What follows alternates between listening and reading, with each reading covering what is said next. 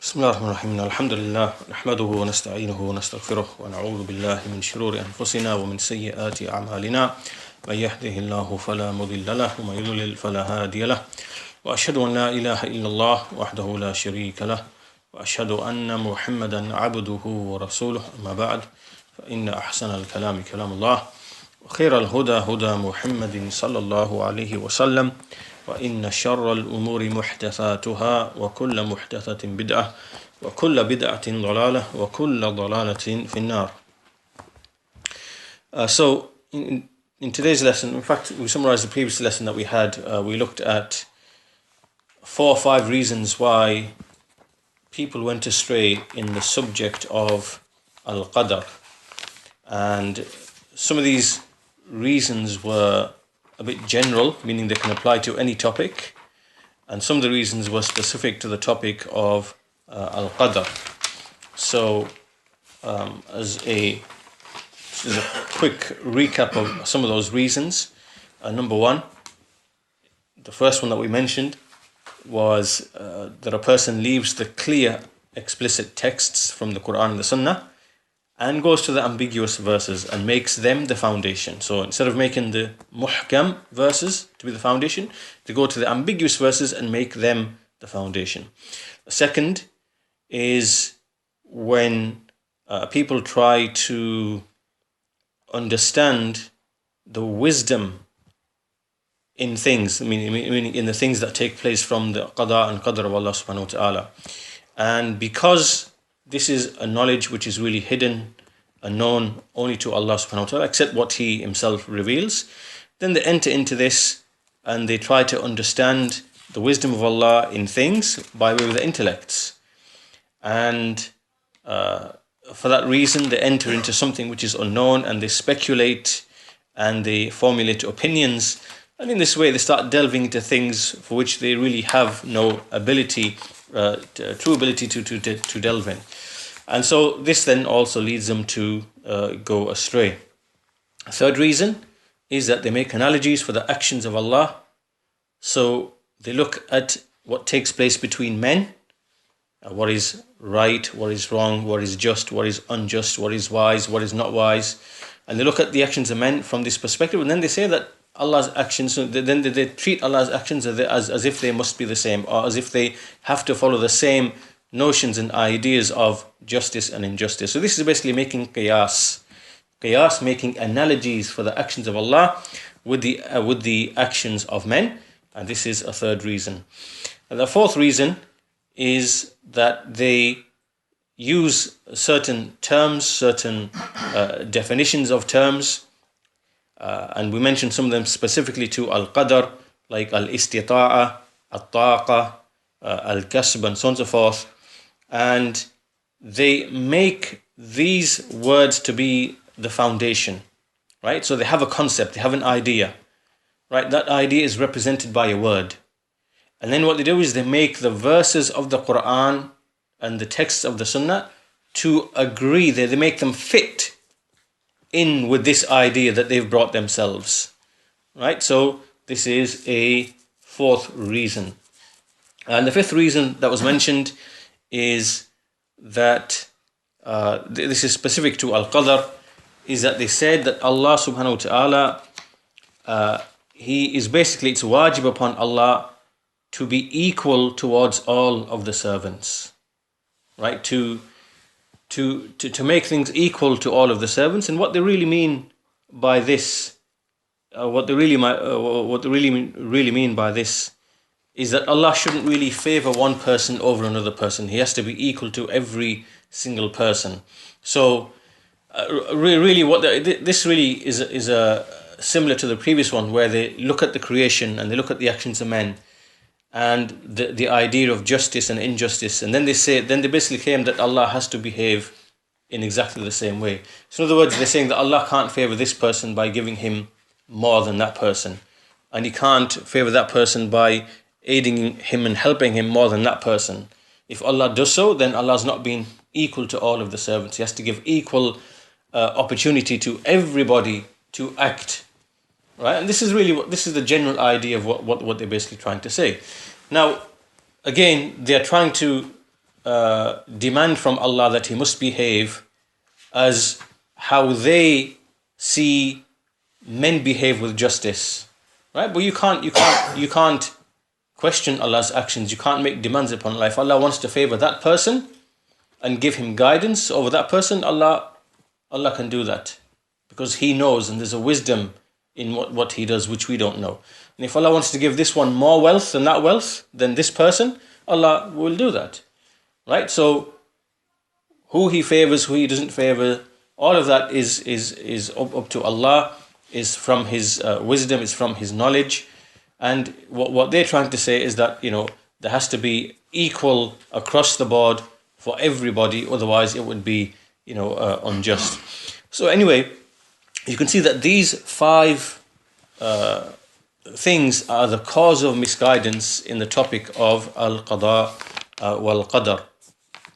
So that was the last lesson that we had. So in this lesson, what we're going to do really is we're going to summarize and we're going to complete the topic of al-qadar. There's a lengthy discussion in between of around 30 or so pages, and it gets very technical, and some of the issues, it goes into these terms: al-istita'a, al-kasb, at-takalif, at-taqa, and they all relate to the issue of men's abilities, men's powers, men's choices, and some of the finer details and the shubuhat of some of the groups that went astray, like the Qadariyya, Jabariyya, Ash'ariyya. So we've covered them already in a general sense anyway, and so what we'll do is we're going to skip most of that, and we're going to come to the final section from At-Tahawi, in which he speaks about al-qadar. So he says, وَكُلُّ شَيْءٍ يجري بمشيئة الله تعالى وعلمه وقضائه وقدره غلبت مشيئته المشيئات كلها وغلب قضاؤه الحيل كلها يفعل ما يشاء وهو غير ظالم أبدا تقدس عن كل سوء وحين وتنزه عن كل عيب وشين لا يسأل عما يفعل وهم يسألون. So this is the last couple of sentences in the portion to do with qadr. It basically means everything proceeds through the will of Allah the Most High, and his knowledge, and his qada and his qadr.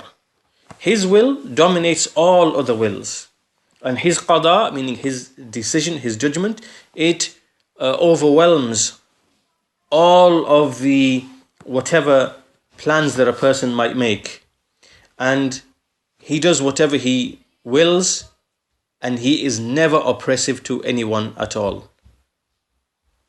Purified and innocent is he from every evil, and purified and free is he from every fault. He will not be asked what they do, but they will be asked. That's a verse in the Quran, Surah Al-Anbiya 21 verse 23. So in this final passage, basically what he's doing is he's just summarizing the essence of the belief of Ahlul Sunnati wal Jama'ah. And this is to say, so he's basically putting across the following: there is nothing which takes place except that it happens through the knowledge of Allah. Allah has knowledge of it, and through his will, and through his qada, meaning he judged for it to happen, and he decreed for it to happen. So in other words, what we are saying, that things just don't just happen, right? Things just don't happen randomly, right? There's nothing which happens it just happened randomly, and things that just happen like this.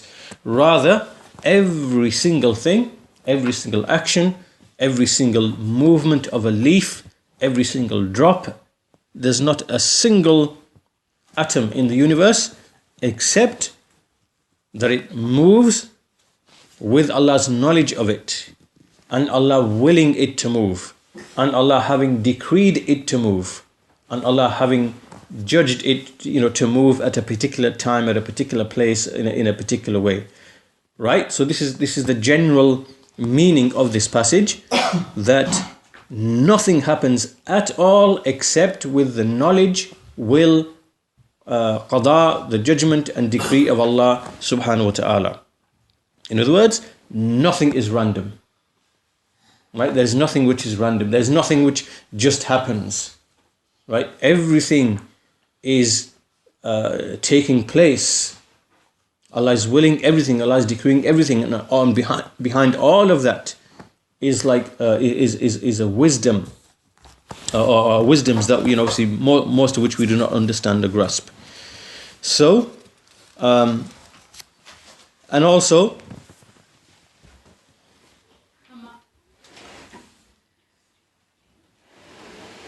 so as we said, things don't take place just randomly, nor do things take place without Allah's knowledge of them. Right? So it's not the case that Allah knows of things after they happen. This is batil, this is false, but they happen in accordance with what Allah has already decreed. So, in essence, what this is really indicating is the 4 levels of Al-Qadr. These are the 4 well-known levels of Al-Qadr. And this is what this passage is really putting across. Even though At-Tahaawi hasn't come and said explicitly, these are the 4 levels of Al-Qadr. Allah's knowledge, Allah's writing down, Allah's will, and Allah's creating. Even though he hasn't come and said, these are the 4, but they are indicated in his words. Right? So the 4 levels of Al-Qadr are, number 1, that Allah has knowledge of every single thing. So At-Tahaawi clearly mentioned ilm in this passage. Second level is that Allah subhanahu wa ta'ala, he wrote everything, which is the taqdir. The taqdir. And so he mentioned the word qadr here as well. And then the third level, which is the mashi'ah, the will of Allah subhanahu wa ta'ala. Again, he mentioned that as well. He mentioned the غَلَبَتْ مَشِيئَتُهُ الْمَشِيئَاتِ كُلَّهَا. So the third level of Al-Qadr is Mashi'ah, Allah's will. And the fourth level, of course, is Allah creating the khalq of Allah, Allah creating the actions of the servants. And so this At-Tahaawi also mentioned in an earlier part in this passage, وَأَفْعَالُ الْإِبَادِ خَلْقُ اللَّهِ. The actions of the servants are created by Allah. So, even though he didn't say textually, the first level is knowledge, the second level is writing, is the kitaba, the third level is Allah's will, the fourth level is Allah creating. Nevertheless, we find that these 4 levels are mentioned within his speech. Now, there are a number of masail, a number of issues that we're going to discuss regarding this passage. And there are 2 or 3 masail, or 3 or 4 issues in fact. So the first of them is, the first issue that we want to discuss is that when we look at Al-Qadr, then we look at it from 2 points of view, right? When we speak of Qadr, so let's just, to make sure that we understand this, let's just give an example. That let's say it's decreed that on a certain day, for example, let's say,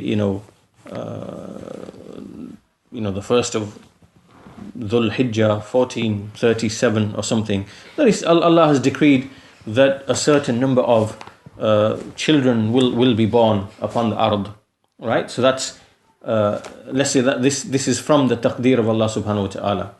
So when we look at this event, and this would apply to every single event, right? We're just using this as an illustration, right? So when we look at this event, we can look at it by looking at it from 2 angles. The first one is looking at it from the qadr of Allah before it actually takes place, right? Before it actually takes place, right? So now we're talking about this thing which has been decreed, and we are looking at it from the angle of before it actually took place. Now, before it took place, it hasn't taken place yet. What is it that we know already about it? We know about it, so this is the first level.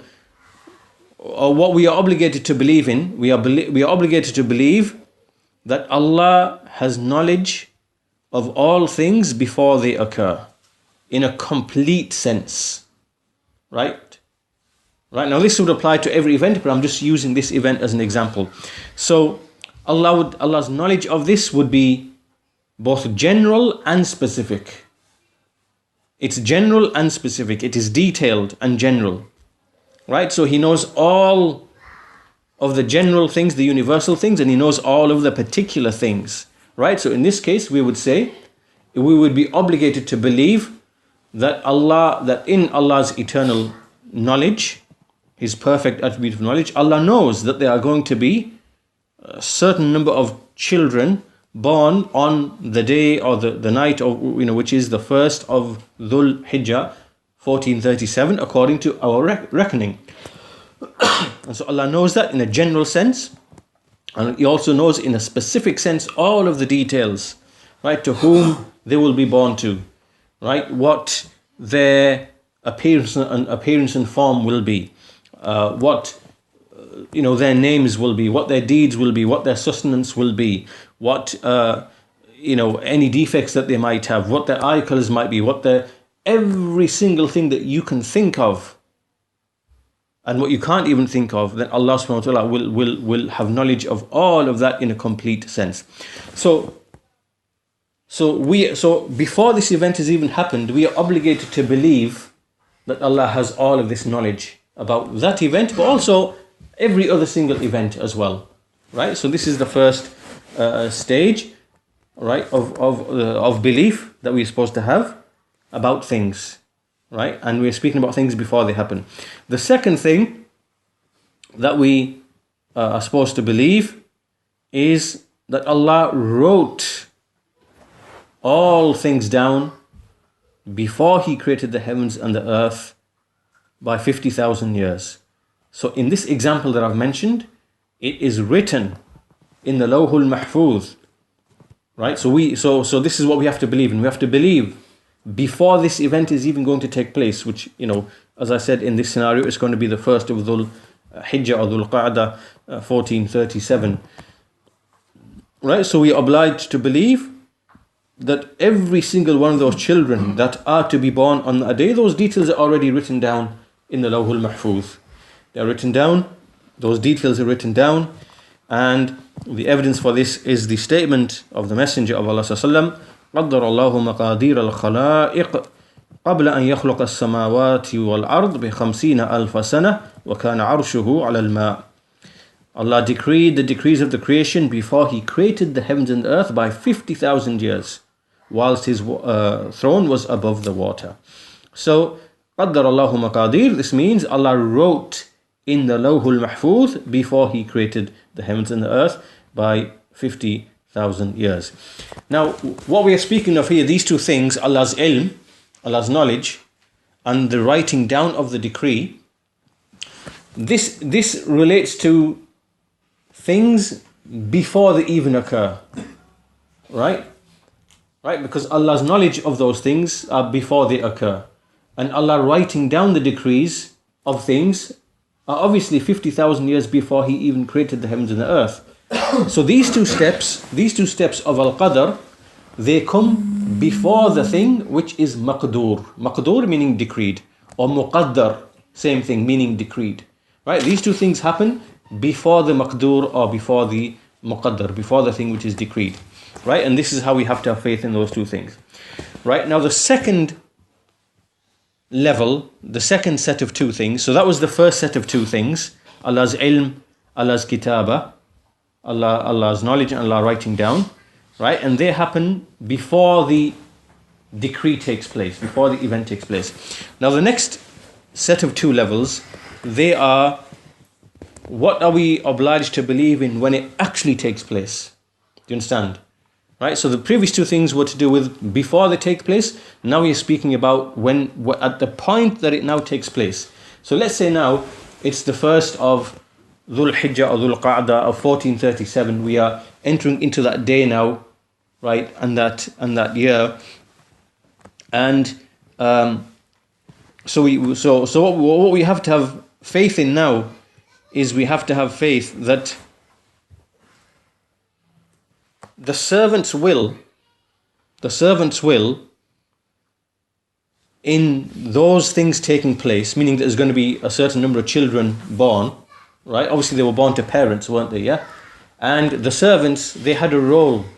The servants had a role in those children being born. Why? Because they, through the medium of marriage, and in the case of those who disobey Allah, and from the disbelievers who don't get married, right? They had a will, they had a free choice, they had a will, and they did certain deeds, they had relations, as a result of which the child, 9 months later, or whatever term it might be, it just so happened that it would be born on the 1st of Dhul Hijjah or Dhul Qa'dah 1437, right? So at the point that that action actually takes place, right, we believe that the servant had a role to play in it. He had a will, obviously, right?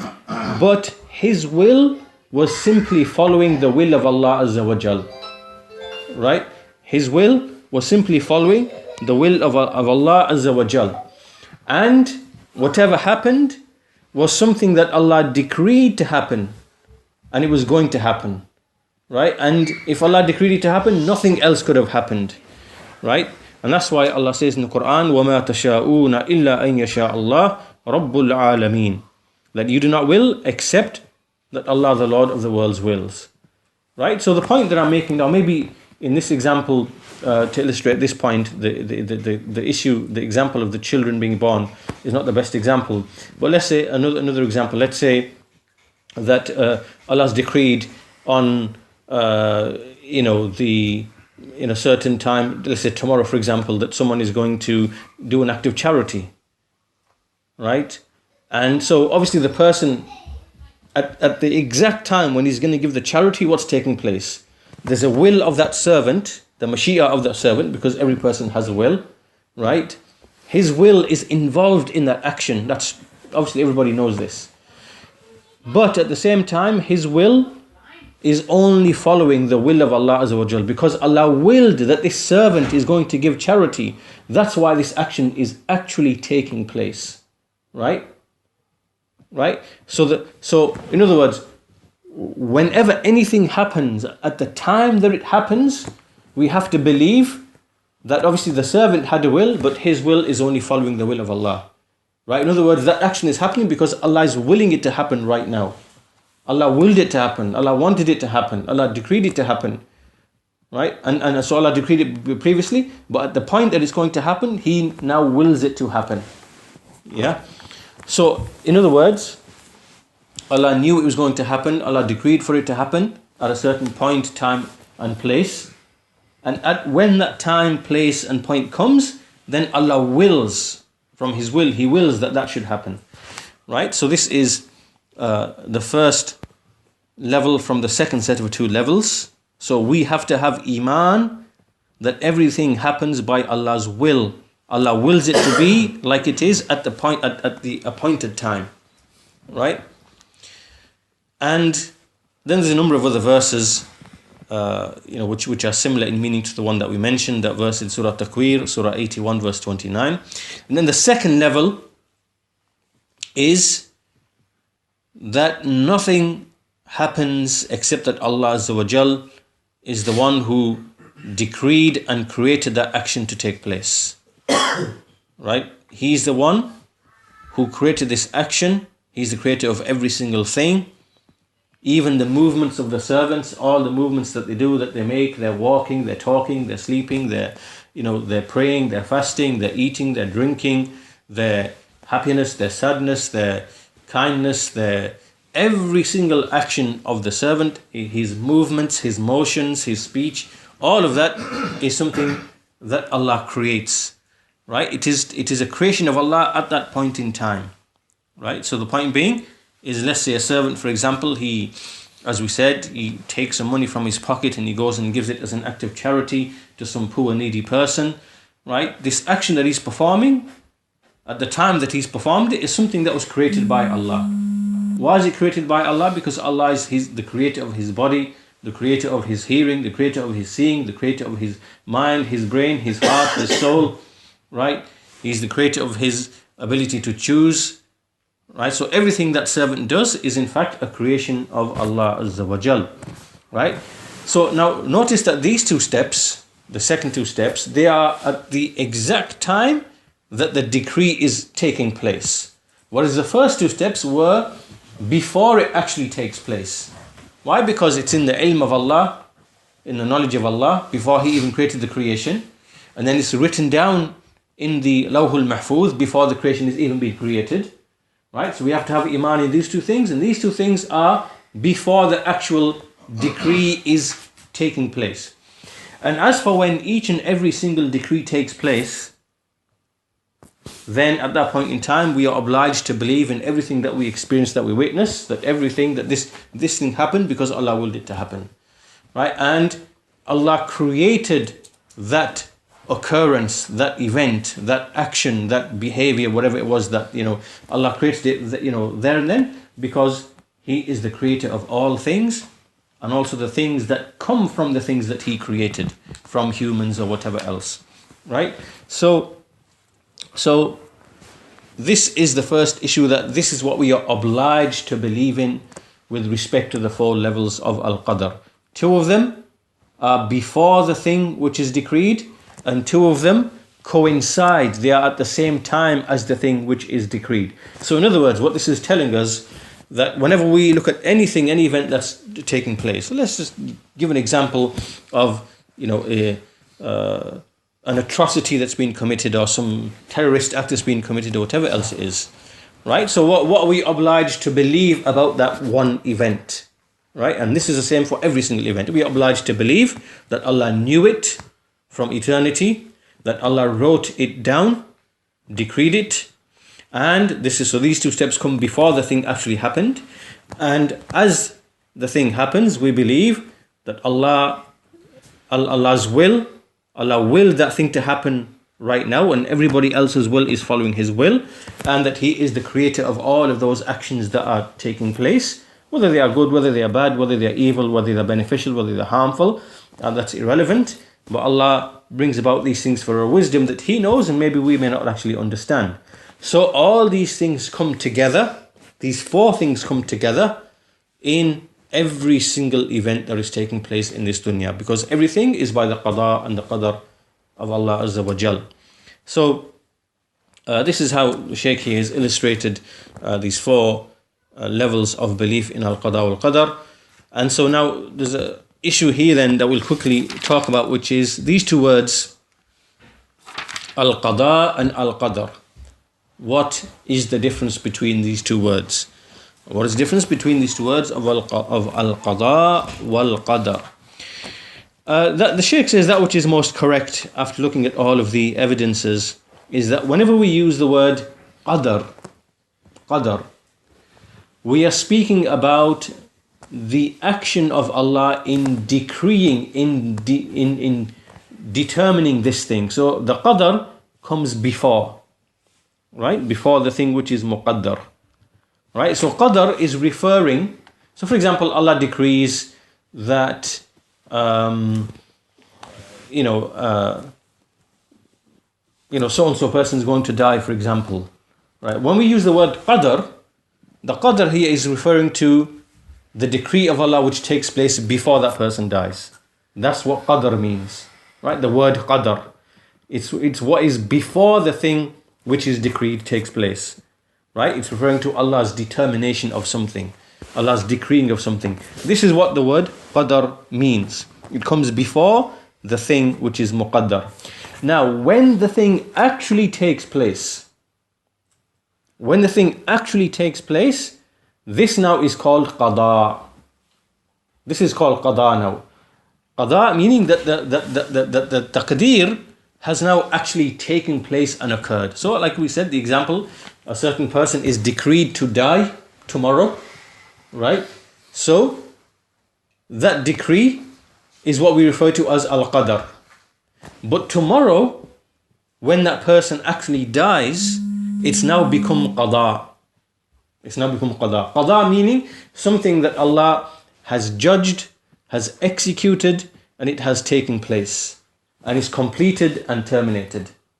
Right? This is how the word qada is actually used. And so then there are some evidences in the Quran that the Shaykh then brings. He talks about the 7 heavens, فَقَضَاهُنَّ سَبْعَ سَمَاوَاتِ. He used the word qada, that Allah determined them to be 7 heavens. And this is after, they had been made into 7 heavens. So there's similar ayat in the Quran. So qada, the word qada then is when the actual thing decreed takes place and transpires, meaning it takes place and it, occurs. Before it occurs, it is qadar. After it's actually taking place, it's now become a qada. Right? It's like a judgment that is being made and which has been executed. It has been performed and done and dusted. Right now, the qada that we are talking about, the qada, there are two types. There are one type that refers to all the worldly events. Right? This is called qada kawni. Qada kawni. The qada which is related to the creation. And the second type of qada is those things that refer to what Allah has commanded. Al-qada al-shar'i. Al-qada al-shar'i. Al-qada al-kawni. Al-qada al-kawni. This is referring to all the worldly things that take place. And qada shar'i, the qada which is shar'i, this refers to judgments that Allah has made. So the first one is judgments which Allah has made in relation to the events that take place upon the earth.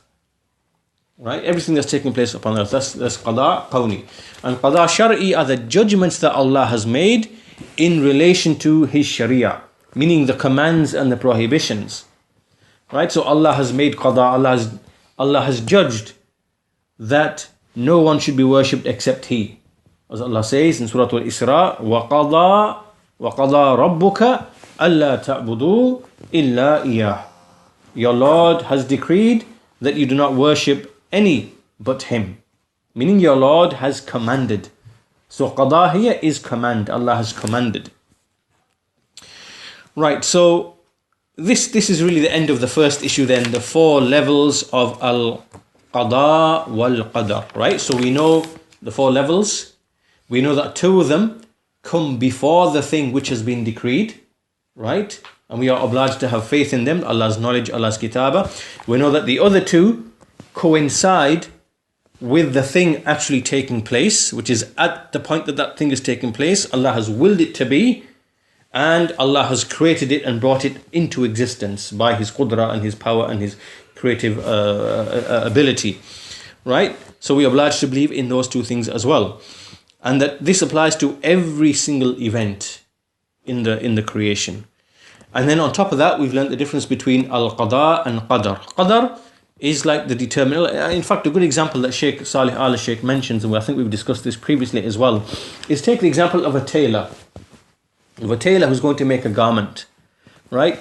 So, he's deciding on the length of the garment and the width of the garment and all the particular forms and so this part here now is taqdeer. Right? The tailor is making taqdeer. This is before the thing actually takes place. So this now is qadar, the extent, the determination, the measure, the determination, the taqdeer. Now when the tailor goes and he actually makes the garment, and the garment is now completed and finished and done, this now is qada. Right? Where everything has been executed, it's done, it's been performed, it's finished, it's over, and it's done with, it's transpired. This now is qada. Right? And so this is the difference between al-qada wal-qadar. And so we learned that as well. And so this is the first mas'ala then. Now let's move to the second issue. And this issue is quite important because it relates to the meaning of dhulm, the meaning of oppression. Right? The meaning of dhulm, the meaning of oppression. So, this is because Imam al-Tahawi said that يَفْعَلُ مَا يَشَاءُ وَهُوَ غَيْرُ ظَالِمٍ أَبَدًا, which means that Allah does whatever He wills and He is never unjust ever. Allah is never unjust. Right, so now this raises the question, what is the meaning of dhulm? What is the meaning of oppression? And that's the key question that we are going to answer in this mas'ala, in this issue. When you say dhulm, what does it mean, dhulm?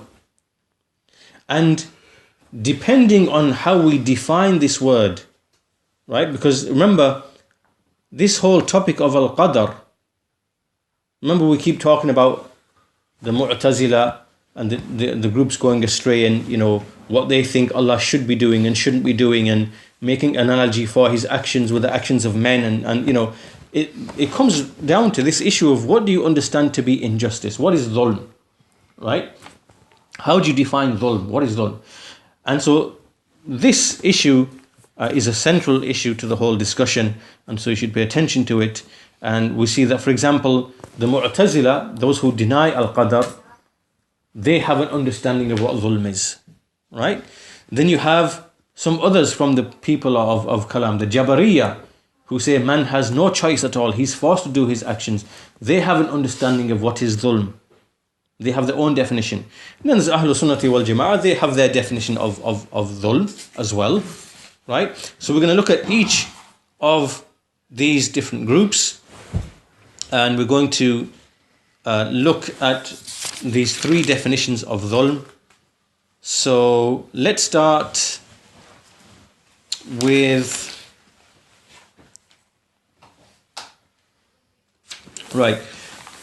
let's start with the first group, or let's start with we start with the Ash'aris first, right? So this is the Mutakallimun, the Ash'aris, they are the Jabariyah.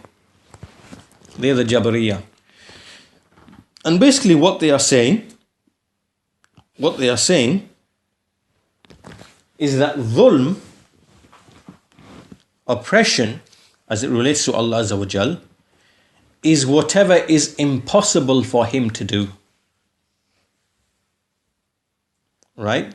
So oppression is whatever is impossible for Allah to do, or what Allah would never do, what is impossible for Allah to do.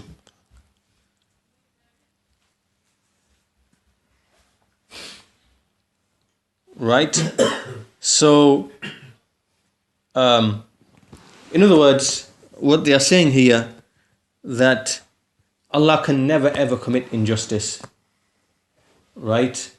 And injustice refers to everything that actually is impossible for Allah to do to begin with.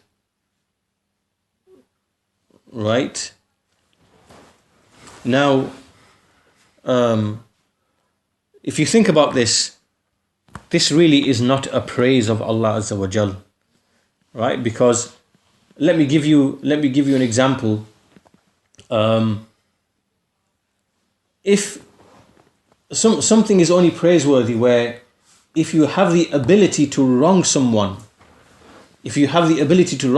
but you do not wrong someone, this now is a praise, isn't it? It's something praiseworthy. You can be praised for it because obviously you had the ability to, if you wanted to, you could do, but you decided not to, you withheld and you didn't do it, right? So now, because you kept away from dhulm, you didn't perform dhulm, this now is a praise of that person, right? But if we are saying that, well, it is impossible for Allah to commit dhulm, because dhulm refers only to those things that Allah cannot do anyway. How can this be a praise of Allah Azza wa Jal? This is not a praise, is it? Right? It's to give a similitude of this, which is that, I'm trying to think of an example.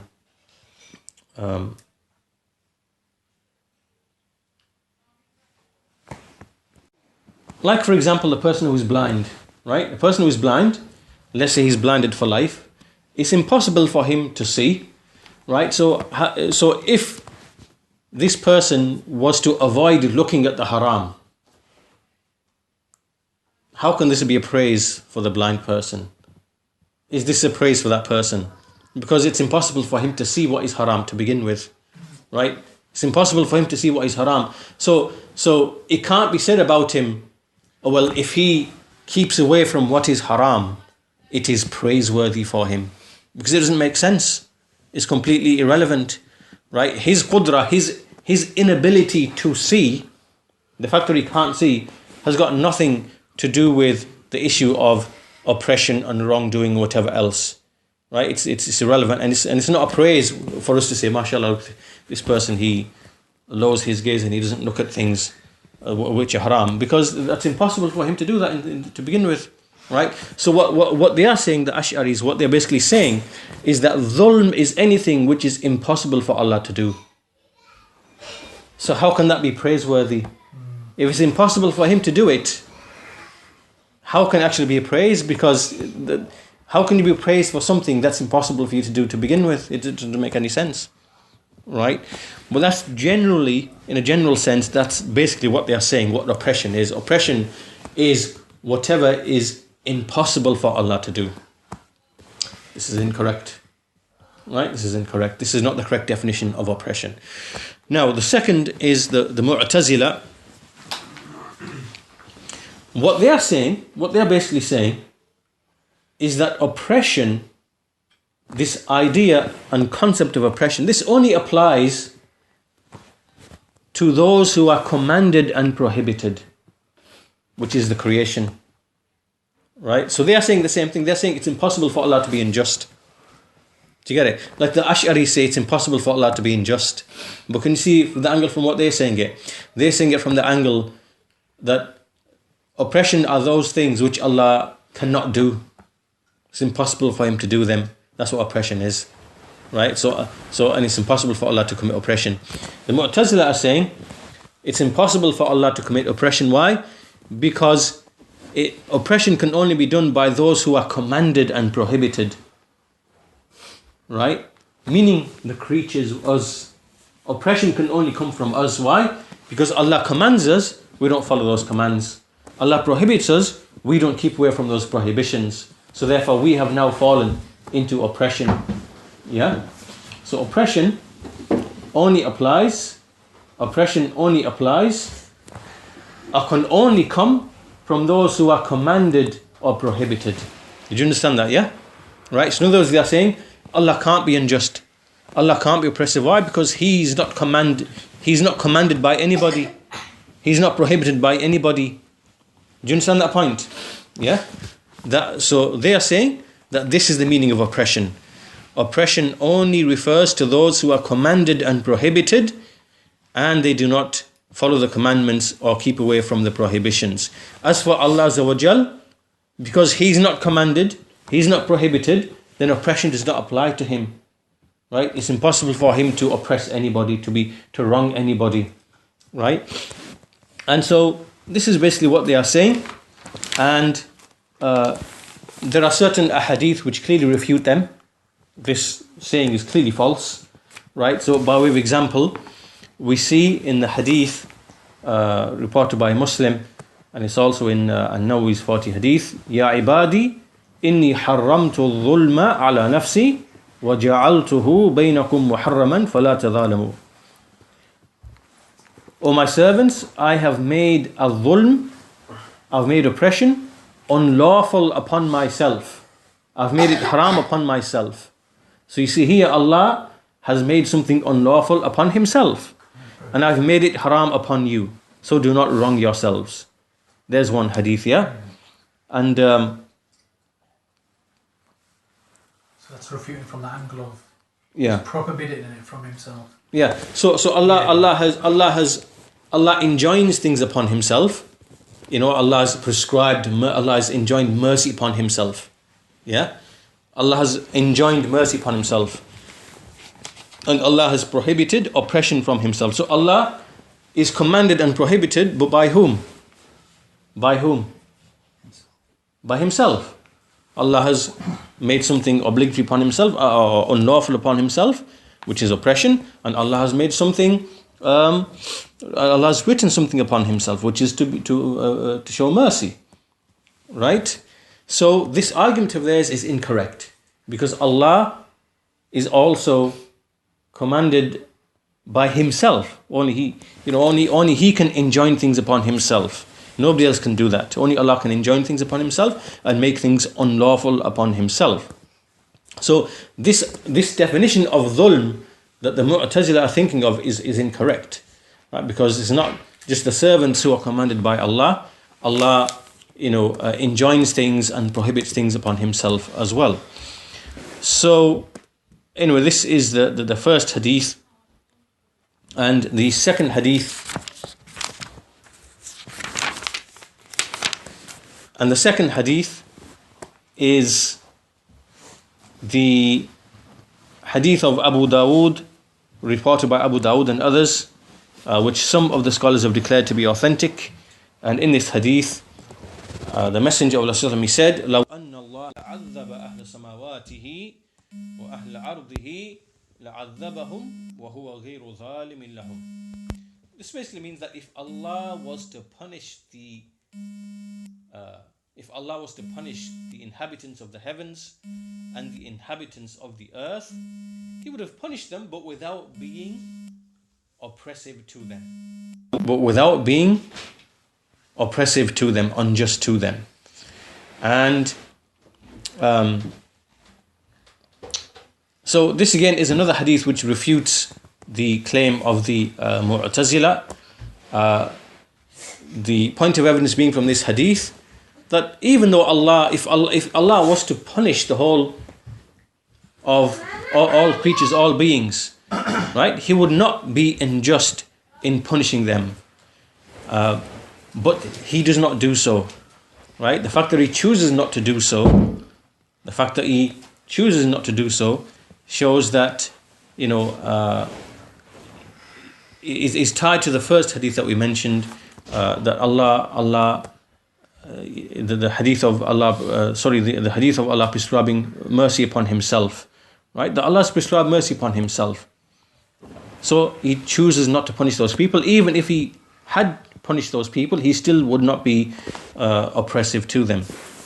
Right, now this hadith, we'll quickly finish upon just an explanation of this hadith, because this hadith can be misunderstood, that if Allah was to punish the inhabitants of the heavens and the earth, He would punish them, but He would not be unjust to them. Right, so how do we understand this hadith in the right way? Basically what it means is that if we look at all of the creatures of Allah, we see that everything that happens is through the mercy of Allah Azza wa Jal. Right? When we see that all life, all movement, everything that's taking place is from the bounties and the favors of Allah Azza wa Jal. So for example, when they eat, they are eating through the favor of Allah. When they breathe, the breathing is a favor from Allah. When they learn, learning is a favor from Allah. When they take a step, when they move a step forward, they are moving a step forward due to the mercy of Allah Azza wa Jal. When they look, when they see, when they hear, when they rejoice, when they're happy, when they speak, all of these are all from the favors and the bounties of Allah Azza wa Jal. Now, these favors and bounties cannot be counted by anybody, meaning that a single servant of Allah Azza wa Jal, he cannot count all of the bounties of Allah Azza wa Jal. And so if he can't count them, then it follows that he's unable to be grateful for all of them. Right? So if all of the bounties of Allah are on one side, many of which he does not even know and cannot even appreciate or cannot even acknowledge, and then on the other side, his shukr, his gratefulness, then we find that there's a huge difference between the favors of Allah Azza wa Jal given to him and the extent to which he is grateful to Allah Azza wa Jal.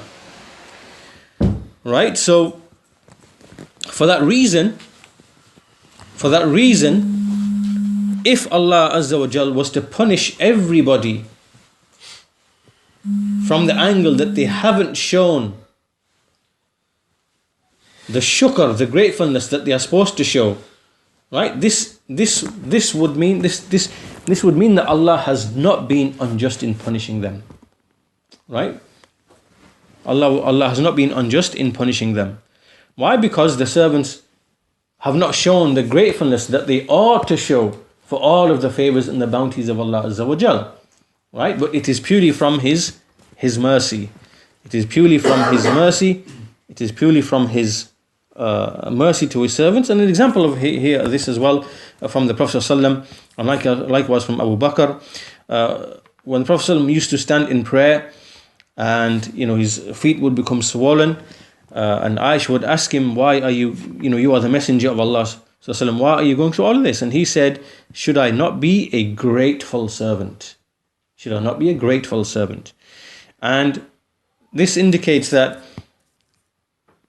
what Allah is deserving of worship and gratefulness and thankfulness cannot be brought by the servant. We cannot bring it. It's not possible. Because the favors and bounties of Allah are so numerous that we can't worship Allah enough and thank Him enough to make up for all of those favors and bounties. And even all of our shortcomings, the fact that we sin and the fact that we disobey Allah, and the fact that Allah then gives us the ability to repent, that in itself is another favor that for which we have to show another favor. Right? So basically it means it's something that's endless. We can't really count all of the favors and bounties of Allah. We can never reach all of the bounties and favors of Allah because they are constantly recurring all the time, and we can't keep pursuing them because after one favor is another favor, is another favor, is another favor. Right? So that's why we see in this hadith, the Prophet said, should I not be a grateful servant?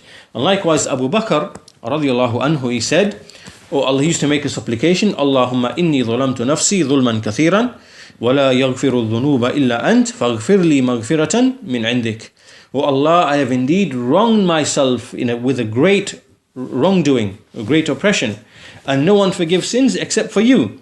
So forgive me with forgiveness from yourself. Now you might ask, what is this great dhulm that Abu Bakr did? What is this great dhulm that Abu Bakr did? Which great sins did he commit? We know he didn't commit great sins.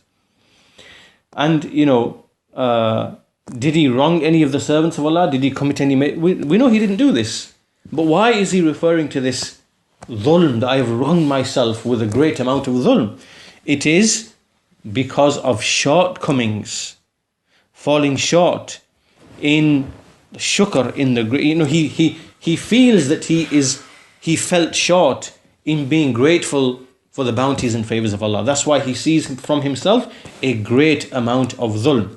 But we know that Abu Bakr was the most righteous man on this earth after all of this ummah, after the Prophet ﷺ, and after all of the prophets and messengers. And we know that, from what we know from him, he was the greatest in following the messenger, in loving the messenger. And, but he himself, he saw from himself that he is falling short in being grateful for the favors and bounties of Allah Azza wa Jal. And he saw that as dhulm. He saw that as dhulm, as oppression. Right, so when we understand this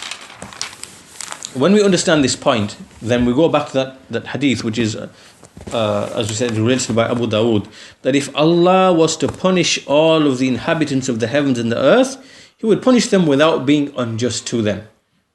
Right, meaning that if Allah was to punish everybody, He would not be unjust in doing so. Why? Because the servants have not brought the shukr, the gratitude that would be required from them, because the bounties and favors of Allah are so many that they haven't brought the amount of shukr to compensate for that. So Allah still would not be unjust if He was to punish them. But we know that Allah does not punish His servants. He's prescribed upon Himself mercy and rahmah, and so on and so forth. So that's what the Shaykh mentions about that particular hadith, because that hadith has been used by the people of innovation and misinterpreted in the wrong way, like the Ash'aris and other than them. And so that's how we should understand that hadith. So this now brings us to the final issue. What is the definition of oppression with Ahlul Sunnati wal Jama'ah? Then it is as follows.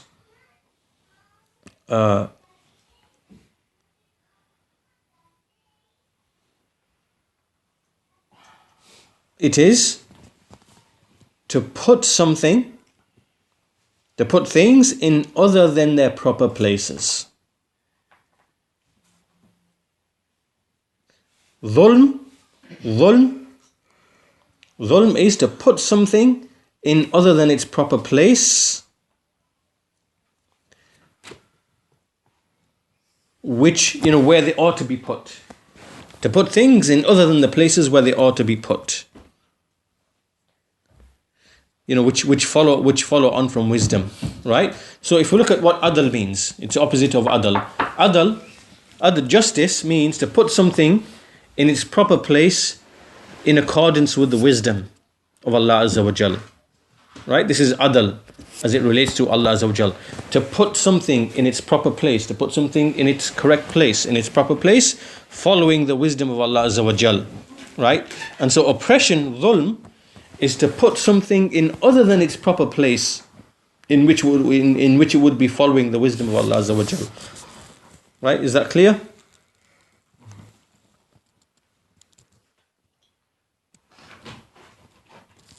This is the correct understanding of dhulm.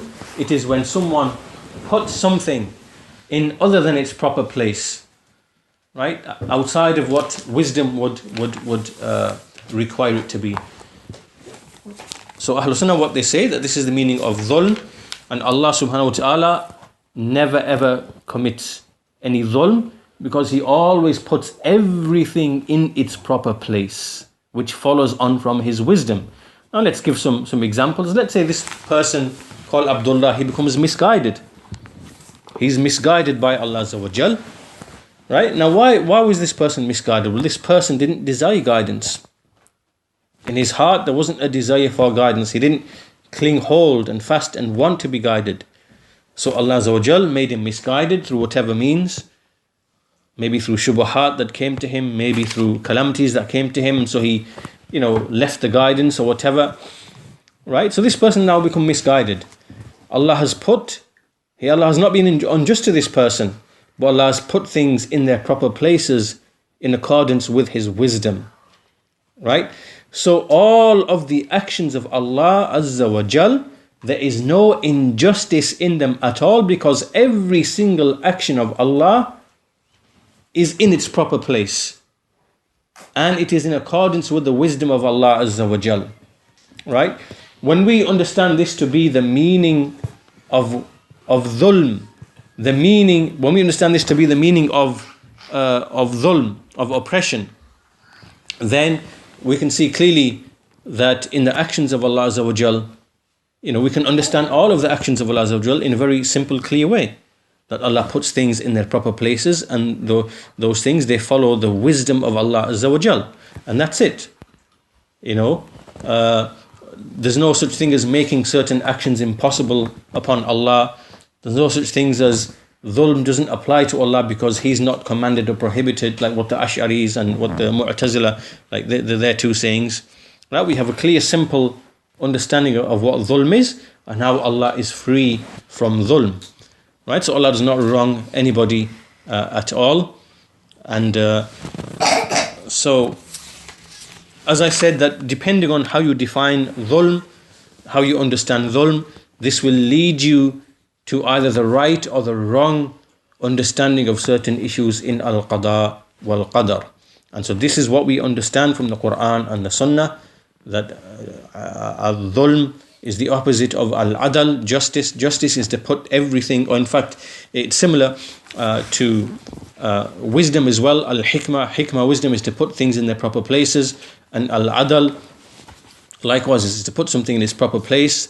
Its opposite is dhulm, to put something in other than their proper places, to put something out of its proper place. And so with that, it answers a lot of the questions to do with al-qada wal-qadar. And it opposes what some of the sects of innovation like the Ash'aris and the Mu'tazila, what they say. And so this really brings us to an end of our discussion of al-qada wal-qadar. And we move next to other miscellaneous issues that at-Tahawi mentions, that will start inshallah ta'ala in the next lesson. So if there are any questions on anything that we've discussed today, basically we've gone through the 4 levels of al-qadar. We've discussed the difference between the terms al-qada and al-qadar. We understand that difference. Now we looked at the issue of dhulm, what is dhulm, and how dhulm is understood or misunderstood by some of the groups like the Ash'aris and the Mu'tazila. 2 wrong definitions that they bring, and the correct definition from Ahlus Sunnati wal Jama'ah, and how that resolves and solves many of the shubuhat or misconceptions or doubts in relation to the topic of al-qadar itself. And so these are the 3 main issues that we discussed in today's lesson. That brings us to an end to the topic of al-qadar in general, and we'll start with a fresh topic inshallah ta'ala in the next lesson. So any questions on any of that today? Anything unclear? Yeah, you know the two types of qada. There was qada al-kawniya. What was that one again? Al-qada al-kawni Yeah, is that Allah makes things happen and makes decisions about things that happen and take place in the worldly sense, right? So everything that's happening in the world, in the universe, and anything that moves, anything that falls, anyone that speaks, anyone that dies, anyone that is born, every single action, all of this is Allah's willing and decreeing that to happen before it happened, and then He's making qada, that He's making it happen, so it actually happens and it's taken place. This is al-qada al-kawni, right? Everything that relates to the creation. That's the first one, right? Al-qada al-shar'i is more from the angle what Allah commands and prohibits, because the word al-qada can also be like a judgment. You made a judgment, right? So Allah has made the judgment that no one is to be worshipped except Him alone. This is what Allah has judged. What it means here is this is what Allah has commanded. In this sense, it might or it might not take place. Do you understand? In this sense, Allah says, worship me alone. But whether the servants do that or do not do that, it may or may not take place. Right? So the qada shar'i is something that does not always take place. It's something that Allah likes and wants to happen, but it may not happen. Right? Because of wisdoms that Allah knows. But as for the qada kawni, that will always happen. Yeah? That will never ever not take place. It will always take place exactly as Allah has decreed. So if Allah wills that to be guided, He will be guided. If Allah wills this one to be misguided, He will be misguided. If Allah wills for that one to be born, He will be born. That one to die, He will die. Right? That one to be wealthy, that one to be in poverty. All of this, it will definitely take place. That's the difference between the two.